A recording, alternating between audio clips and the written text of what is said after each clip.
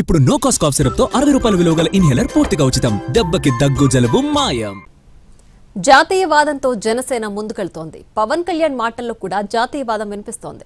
దీంతో జనసేన జాతీయ పార్టీ కాబోతోందా అనే చర్చ జరుగుతుంది. ఇంతకీ పవన్ కళ్యాణ్ లక్ష్యం ఏంటి? జనసేన భవిష్యత్తు కార్యాచరణ ఎలా ఉండబోతోంది? జనసేనకు జాతీయవాద లక్షణాలు ఉన్నాయని తెలంగాణ, మహారాష్ట్ర, కర్ణాటక, తమిళనాడు, ఒడిశాల్లో పార్టీని విస్తరించాలని కోరుతున్నారని చెప్పారు పవన్ కళ్యాణ్.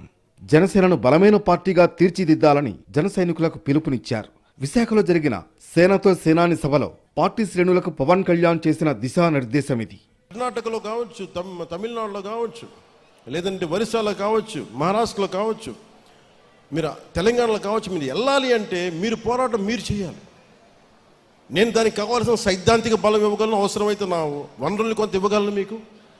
కానీ మీరు నిలబడాలి. ఇప్పుడు స్థిరత్వం, స్థైర్యం మీకు ఉంటే ఇది ఒక రోజున ఖచ్చితంగా ఇది Janasena will become a national party.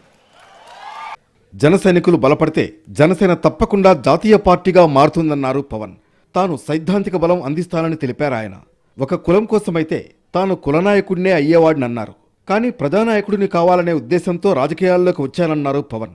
TRS Telangana వాదంతో ప్రారంభమైందని, కానీ ఆ భావజాలం పరిమిత కాలమే ఉందన్నారు.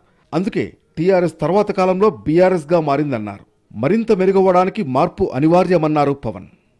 జనసేనకు జాతీయవాద లక్షణాలు ఉన్నాయని, భవిష్యత్తులో ఏం చేయాలనే స్పష్టమైన ఆలోచన తనకు ఉందన్నారు పవన్ కళ్యాణ్. దీంతో పవన్ కళ్యాణ్ కామెంట్స్ పై చర్చ జరుగుతోంది. భవిష్యత్తులో జనసేనను బీజేపీలో విలీనం చేసే అవకాశం ఉందా అనే సందేహాలు కూడా వ్యక్తమవుతున్నాయి. ఇంతకీ పవన్ కళ్యాణ్ మనసులో ఏముంది? మున్ముందు బీజేపీతో సంబంధాలు ఎలా ఉండబోతున్నాయనే చర్చ జరుగుతోంది.